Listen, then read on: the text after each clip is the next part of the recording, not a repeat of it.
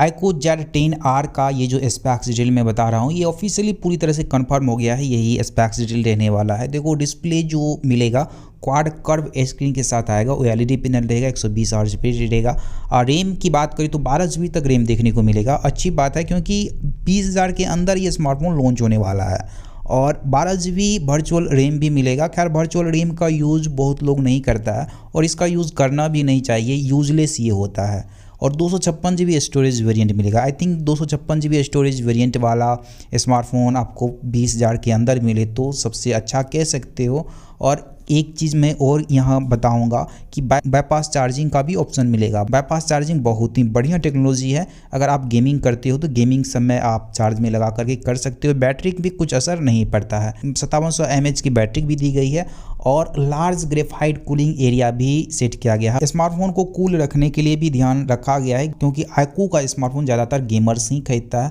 और चिपसेट की बात करें तो Dimensity 7400 चिपसेट अच्छा चिपसेट कह सकते हो इस प्राइस रेंज में।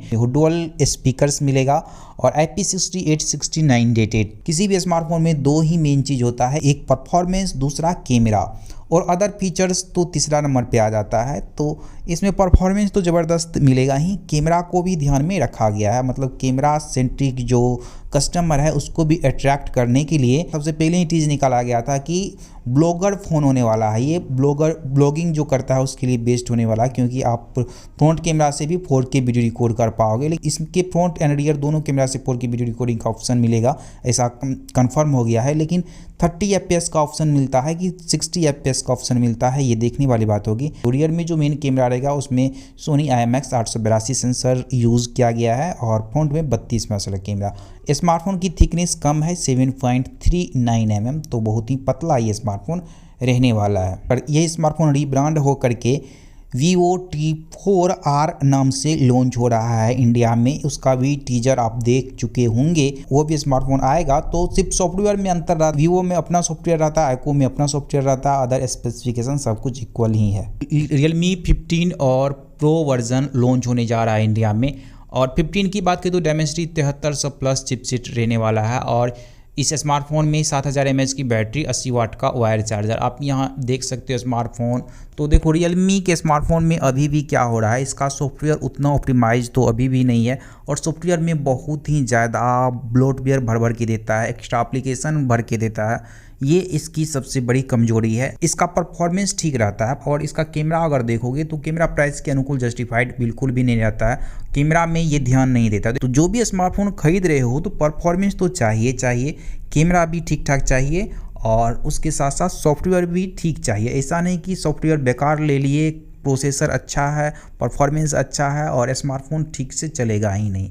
क्योंकि परफॉर्मेंस ठीक दिया गया है तो सॉफ्टवेयर भी ठीक रहना चाहिए, तब अच्छा परफॉर्म करेगा। इन्फिनिक्स की तरफ से इन्फिनिक्स हॉट 60 Pro लॉन्च होगा ये जुलाई में ही ग्लोबली।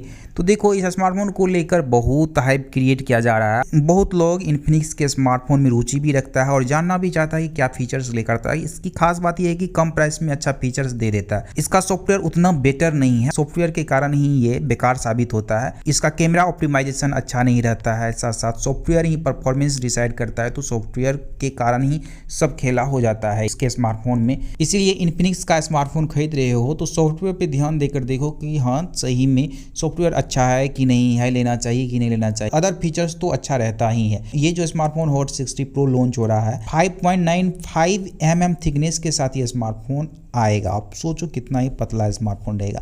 5160 mAh की बैटरी, 45 वाट का वायर चार्जर रहेगा। मीडियाटेक हीलियो G200 चिपसेट पे ये स्मार्टफोन लॉन्च होने वाला है। ये स्मार्टफोन इतना पतला भी है लेकिन इसमें 11 लेयर कूलिंग सिस्टम भी लगा रहेगा जो कि 0.3 mm वेपर चेम्बर के साथ आने वाला है। आप सोच सकते हो। कैमरा सेटअप की बात करें तो रियलमी मेन कैमरा 50 मेगापिक्सल का सोनी IMX 882 सेंसर लगा रहेगा। एक और खास बात, डेडिकेटेड AI बटन मिल जाएगा। एक और स्मार्टफोन के बारे में मैं बता देता हूँ, OnePlus 15T के बारे में। ये चीन में तो इस नाम से आएगा और इंडिया में OnePlus 15S के नाम से आने वाला है। इसकी स्पेक्स डिटेल की बात करें तो 6.3 इंच का डिस्प्ले रहने वाला है, फ्लैट OLED पैनल ही रहेगा। बैटरी अच्छा मिलेगा, 6500 mAh की बैटरी या 7000 mAh की बैटरी। और ख़ास बात यह है कि अल्ट्रासोनिक फिंगरप्रिंट के साथ आने वाला है।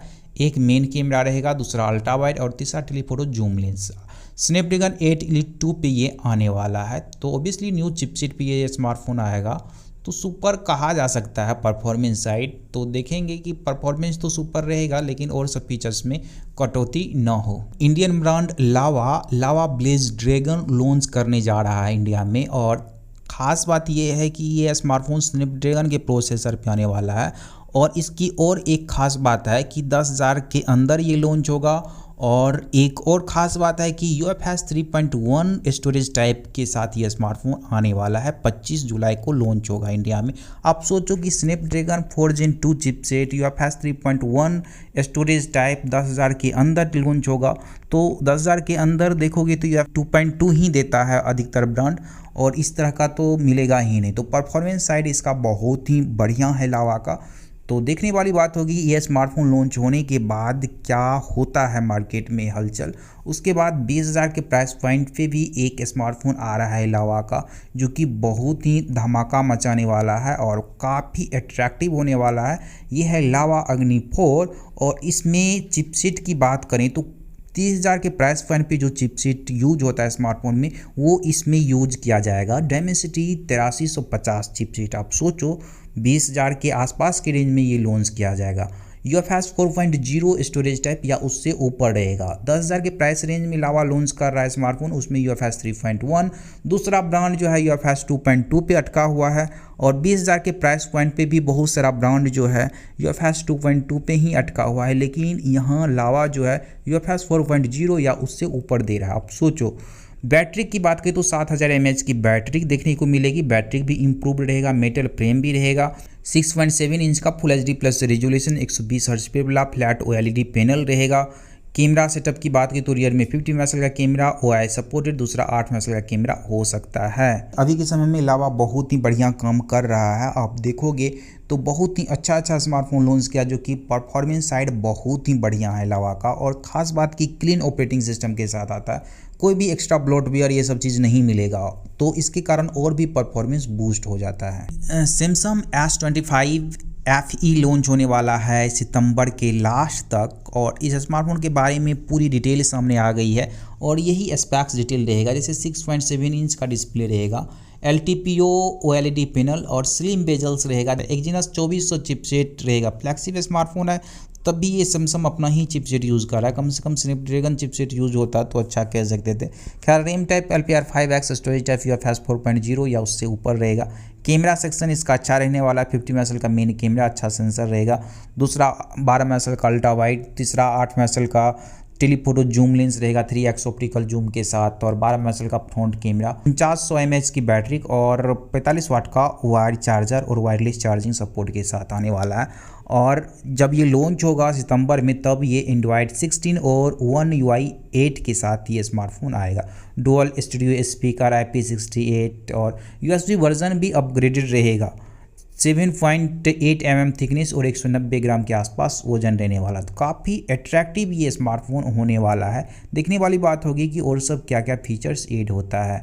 पिक्सल 10 सीरीज़ का स्पेक्स डिटेल कंफर्म हो गया है। 20 अगस्त को लॉन्च होने जा रहा है।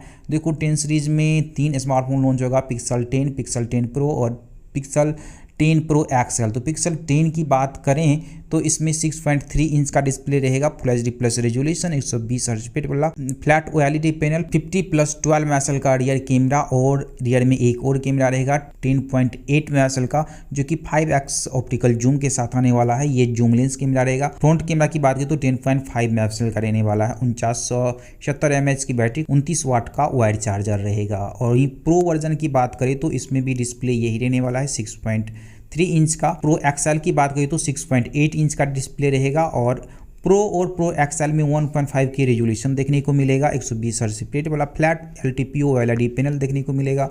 कैमरा सेटअप दोनों में प्रो और प्रो XL में रहने वाला है 50+48+48 मेगापिक्सल का। ये जो 48 मेगापिक्सल का रहेगा 5x ऑप्टिकल जूम के साथ आने वाला है, टेलीफोटो जूम लेंस, और 42 मेगापिक्सल का कैमरा रहेगा फ्रंट में। प्रो वर्जन में 4870 mAh की बैटरी और 29 वाट का वायर चार्जर, और प्रो XL की बात करें तो 5200 mAh की बैटरी और 39 वाट का वायर चार्जर। सभी में चिपसेट की बात करें तो टेंसर G5 चिपसेट रहेगा। इस चिपसेट को बहुत लोग कहता है ये हीट होता है, ऑब्वियसली ये चिपसेट हीट होता है। वायरलेस चार्जिंग की बात करें तो सभी स्मार्टफोन 15 वाट के वायरलेस चार्जिंग सपोर्ट के साथ आने वाला है। खैर इतना ही स्मार्टफोन के बारे में डिटेल मेरे पास था। तो कैसी लगी जानकारी जरूर लिखिए आप कमेंट में। Thanks for watching video. Thank you very much.